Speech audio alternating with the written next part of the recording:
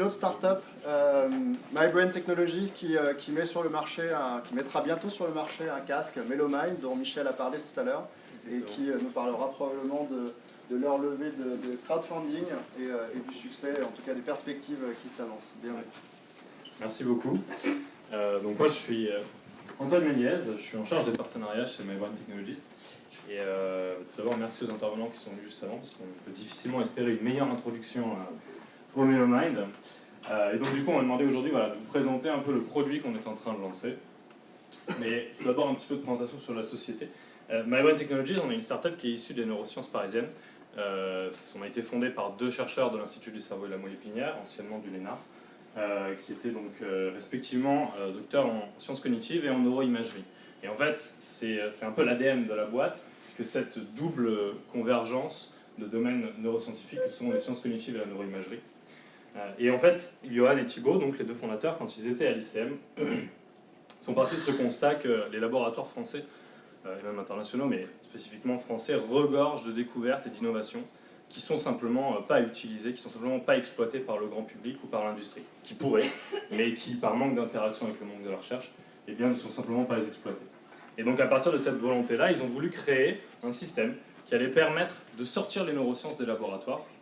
Et ils ont créé une technologie d'électroencéphalographie, qui a été introduite précédemment, dite sèche, qui est une technologie qui permet d'être utilisée par tout le monde et qui peut être sortie du contexte clinique avec un préparateur, etc., qui est extrêmement contraignant.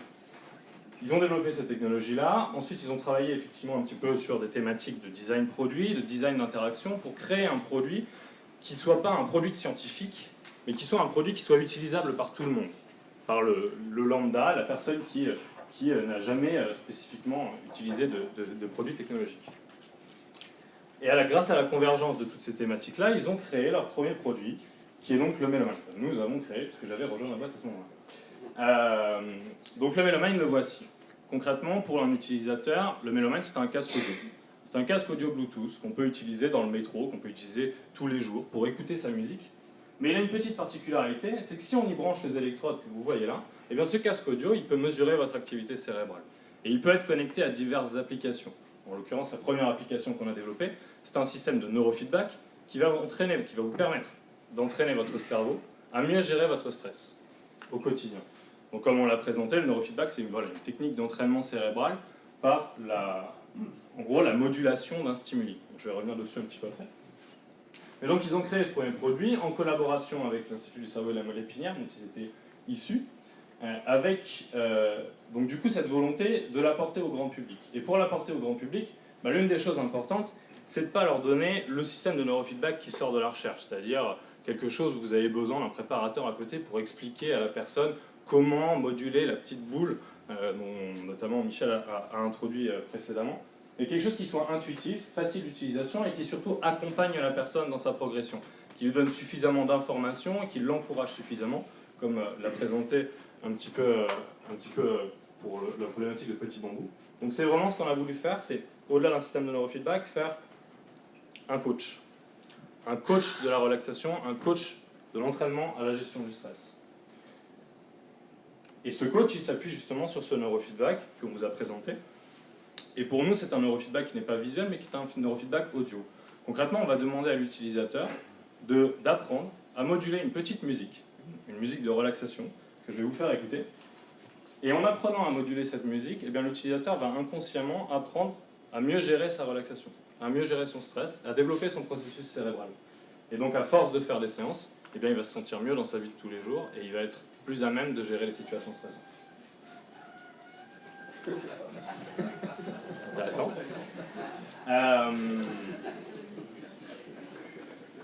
Et donc du coup, juste avant de lancer, là ce que je vais vous montrer, c'est je vais essayer de vous expliquer un petit peu ce que c'est que ce neurofeedback et quelle est la tâche qu'on va demander à l'utilisateur de réaliser.